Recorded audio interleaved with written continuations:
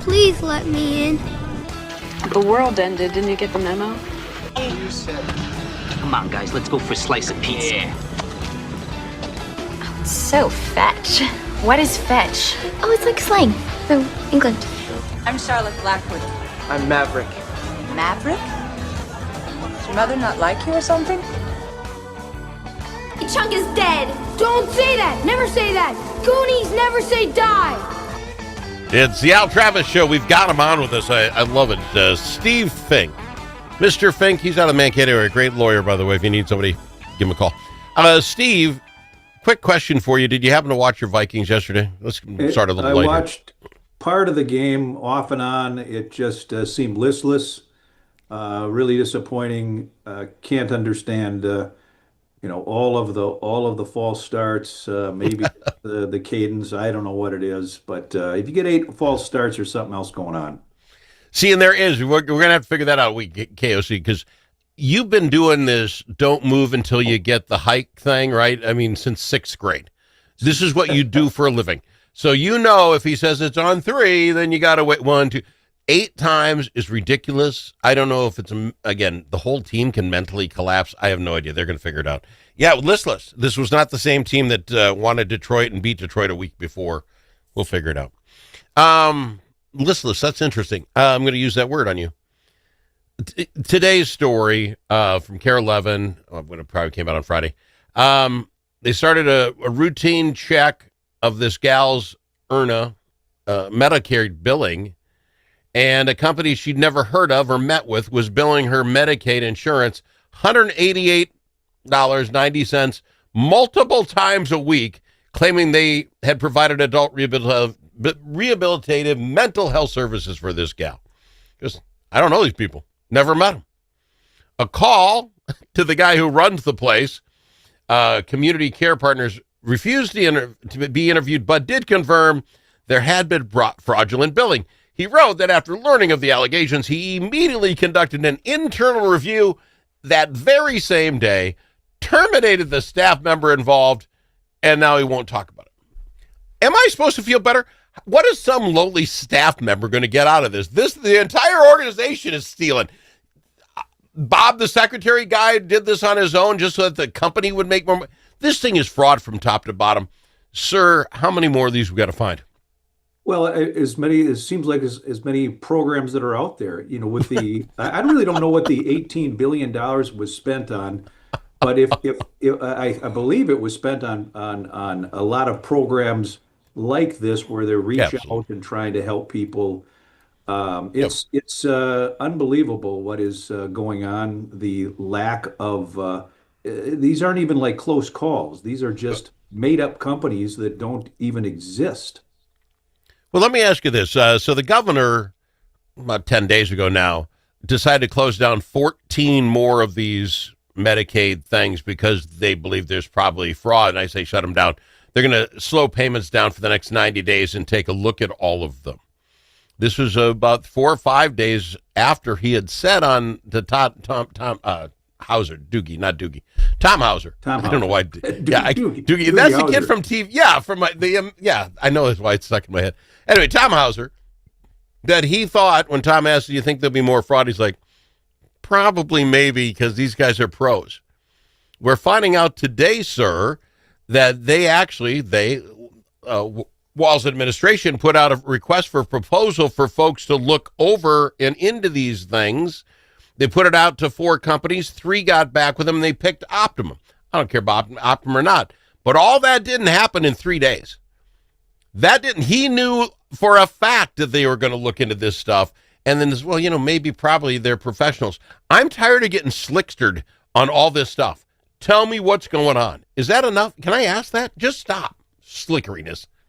Well, I think what's interesting is what would have happened if the Republicans hadn't split the House so that they were given a leadership position or co-leadership, however it worked out, and then could hold these hearings. If you're in the minority party, and again, I don't know quite how it all works, but it seems like if you're in the minority party, you don't set the agenda and you don't set hearings to determine what the heck's going on in these various programs. And I just wonder if that hadn't happened, what would we even know about so much of this stuff? And that's where this next election is going to be critical. Is there going to be an opportunity again to review what has gone on a little bit, like what in the nationals scene, what the Republicans have done, having control of the House, Senate, and the presidency, holding all of these hearings, where we're finding out a whole lot of stuff. And you can believe it or not believe it, but there's a lot of information coming out about everything from COVID to January 6th to the Russian gate. All of those things are being talked about, and it's a pretty interesting testimony being given. Plus, we're finding actual written documents. They're finding written documents from the people in charge talking about it. So this isn't just somebody's fantasy. This is actually some real things.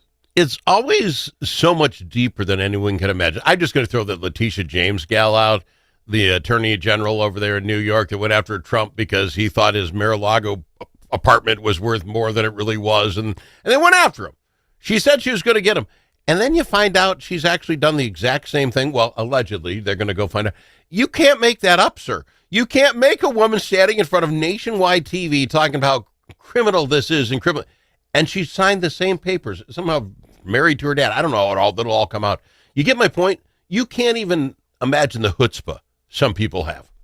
No, the irony is beyond. You couldn't. If you wrote a novel, you'd say, "Nah, that's a dumb storyline. That's not believable." No, you do. Well, then, okay. I'm glad you brought up story to bring this back home again. So I think it was on Friday. The story came out from the OLA, the Office of Legislative Auditors. We've had a couple of stories about them. Quick catch up. About 2 weeks ago, the story comes out. The old OLA guy, everybody says he's a great guy, wrote a letter to the editor of the Star Trib mentioning the fact that they did look into a lot of this stuff. When they brought their findings back to the committee chairs were saying, we're not giving you any hearing on it. This makes no sense to me, because why would I pay for an OLA to do the research to tell us how to fix stuff if we're going to ignore it anyway? You heard that story? Yes, I did. Okay. Well, here they come out now on Friday, and they did an audit for the office of the governor and lieutenant governor. Somebody said you got to look into what they're doing. Generally, they did not comply with the criteria that they tested. This according to the OLA press release. We identified a significant number, it was 12, of non-compliance and internal control deficits related to receipts, inventory, and payroll and non-payroll expenditures. Now, they did come out and said, we don't think any of this is illegal, but it makes it hard to tell when you don't take receipts for clients, or, people are asking for, reimbursement from their state jobs. How do I put this? How do you expect, if this is how the governor and lieutenant governor run their office, that they can tell the Department of Human Services, you got to do better? And that's the, do as I say, not as I do. It's, I just think again, the importance of having another period of time to really review all of the things that have gone on, make it wide open so that everybody's programs are looked at. So, this is not a partisan issue. Clearly it's our tax dollars being wasted, but it's way beyond that. It's how do we trust people when there's so much misinformation that may be out there that is circulating, and you lose your trust, and that's what's happened on the federal level. You just you don't when somebody says something at the federal level, you're like, I'll take it 50-50 because I have no confidence that what you're telling me is true.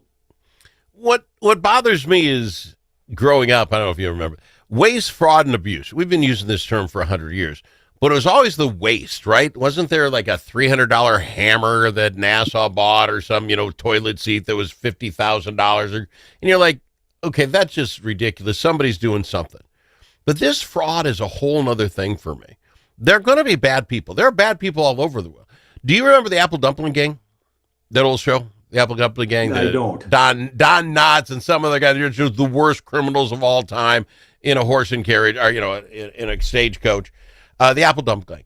You can be the Apple Dumpling Gang in Minnesota and make millions of dollars because it takes nothing to steal from us. You know, what bothers me about what we've been seeing in the fraud is that it's the same fraud. You say you're going to do something, just send in names to the state, and they start sending you checks. And once the checks are coming, then you can up the ante to as many as you want. The deal on Saturday in the paper was that they went through this book. The FBI put out in front of one of these Feeding Our Futures places that was saying they were feeding 3,000 people a day. They put cameras outside, and they found on average it was 40. Didn't matter. Once they got the checks rolling, they just kept upping the ante. It can't be that easy to steal, sir. I don't think it has to be Fort Knox, but it's got to be harder than that. Right. I think that's what's been so shocking is the ease that has that this has occurred, and these folks are going from one program, and then maybe when there's some suspicion raised, they move to the next program and do the very same thing, and it goes on, whether it's adult daycare, the daycare, the Feeding Our Future, the Medicaid. I'll help you find a home. I mean, it's just shocking. And what's weird about it, and again, I don't do this for a living. I do this for a living, but I don't do making laws for a living. But I would have thought years ago, when we found out the first fraud thing happened, somebody would have stood up and said, the next law we make is if you're under indictment for stealing from one of our programs, you no longer get a check in any other program. Does that seem like the most common sense law that was never passed? Seems like a reasonable thing to talk about. And who's going to argue? Left and right can agree. If you're under federal indictment for stealing from us, we really going to put you on pause. Now, if you get free, they say you didn't do it, you'll catch up. We'll pay you back. That doesn't seem that hard of law to make. It does not. It should not be a hard one. No. So here's what I'm going to do, because I know you're a lawyer. I want you, and don't charge me too much. I don't want you to. I want you to write that law, because as a lawyer, you'll make that 64 pages long so that, no one can. But basically, if you're under arrest or indictment, you can't. Can you write that law down? Because I'll pass it on to everybody. Whereas and wherefore. Yeah, I got it down. No one can keep up. Look back at the clause of the other thing. We're going to go to break. We got much more coming up. He's Steve Fink on the Al Travis Show. If it's your turn to host a game, Grandpa's Barbecue suggests you try something different. Put out the perfect barbecue flavor of Grandpa's Barbecue. Add it to your ribs, dip the meatballs, or drench your wings in the original flavor of Grandpa's Barbecue. It isn't too hot or spicy, fruity or smoky or whatever. Grandpa's Barbecue. Available in select stores and online at grandpasbarbecueshop.com. Braver Angels Minnesota is part of a national movement that brings together conservatives, liberals, independents, and others to restore trust, respect, and goodwill in politics. We seek not to eliminate our differences, but rather deal with them head on, with respect and understanding. We do not try to change people's views, but how they view the other side. There will always be differences. Braver Angels Minnesota believes the best way forward is to change how we deal with those differences. Join the civil conversation at mn.braverangels.org.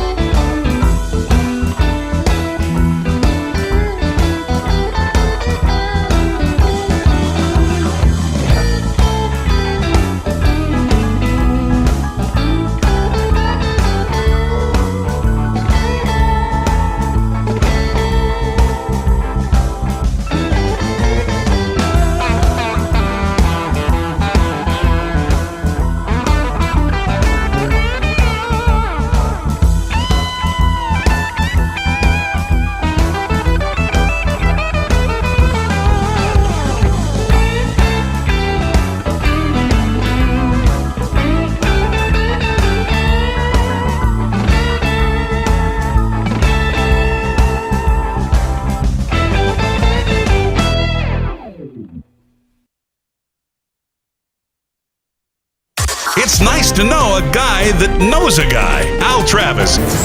Love having him on. He's Steve Fink. Steve, just real quick, your thoughts. I was kind of yelling before the state fair, and nothing against Dr. Senator Jensen or Kendall Qualls, but basically those are the two. Parrish was in there, but names we had heard before going to run for Republicans as governor. We've seen them, heard them, we know them. Governor gets in, now that really fills out the entire Democratic field. They go back to, I'm going to be the Attorney General, I'm going to be, auditor. So the left gets filled up pretty quick. I was complaining that we've seen this done there, been there, and now all of a sudden you get Kristen Robbins, Representative Robbins comes in, who's running the committee for fraud, which I think is going to be the biggest deal we're going to talk about in this election. And now Representative Dameth comes out, the speaker. She also gets in. Today, supposedly, she is going to announce Representative Wilson as her lieutenant governor. How do you feel about the field now? To be honest, I hear there's more getting in. This isn't over. But I at least like the roundedness of the field. There are people to choose from. There's going to have to be some arguments back and forth. Your thoughts on the field? Well, I think it's obviously good to have a number of choices. Yeah. The question or the concern you always have is whether anybody that you think could represent your party long term and be successful is going to get removed in the process, because it can be such a specific. The special interests really take over. I look at, was it 4 years ago that Governor Walz didn't win didn't win not the primary, but the endorsement but he easily won the primary. Yeah, because it can be such a small name recognition. Group. Yeah, no, I don't disagree, and I hear that others are going to get in. I think it'll be interesting the next couple of weeks to see who that is if it happens. But at least I think there are now 5, 6, 7 legitimate candidates, and they're going to have to work themselves out, have the debates, and find their positions on things. I think at least there's something now we've got to look at as far as Republicans go to counter the other side, which kind of fell into place. You kind of know who's who. Yeah, absolutely. Right. Yeah, there's going to be choices. All right. One last thing, and I don't know, did we talk about forget already, the betting, gambling on sports? This morning, Major League Baseball had, it came out yesterday, a couple of pitchers who you can evidently, and I did not know this, bet on the first pitch of the third inning or whatever it is, and you can lay money down on it. They do that, and these guys are rigging the game to make their buddies money and get a kickback from it. This is going to hurt gambling and even the shot of gambling in Minnesota, right? Well, I think it doesn't just hurt gambling, but these sports. If they've let the cat is out of the bag. There's no. Yeah. I don't know how you put it back in, but we used to laugh that you could bet on how if the Star Spangled Banner was going to be over under 2 minutes or a minute and a half, whatever it is. And I'm not sure that wasn't actually real. This is wow. Wouldn't that be funny if they figured that out? That someone's taken on the slide that they had to make it. Yeah, it is ruining. It's ruining your credibility to follow a sporting event. Then every time something funny happens, conspiracy theory. About 3 or 4 weeks ago, 5 weeks ago, some college game where the one team was ahead by 5 and the gambling line was 3, and he takes the ball and runs 40 yards backward out of the end zone at the end of the game. And then that made it that changed the betting line. It's like, okay, that seems really weird. Yeah. And then you have to check it all out. But I guess my point is, I don't know how you, as government officials, you would ever be able to catch it. How do you stop it? How do you find out some guy, threw a ball instead of a strike because he had his buddies telling him that they could make $100K? I don't know how you would ever find that out. They did. That becomes really hard on balls and strikes with a baseball. It's like you have 4 balls. These guys can throw it effectively kind of wherever they want to. And if they waste a ball, they're designed to, there's plenty of times they're 0-2 and they throw a waste pitch. They just try to get the guy to go for it. So they're that good. I think it'd be extremely difficult to show that. They just have to look at the gambling Pattern. algorithm or what what back in Las Vegas, what all the actions is, and keep an eye on that. It's going to change the way we even talk about gambling here in Minnesota, whether we legalize it or not. I got to fly, my friend. I appreciate you when you come in. I really do appreciate it. Thank you, sir. Yeah, good talking to you. Thanks, Al. He's Steve Fink on the Al Travis Show.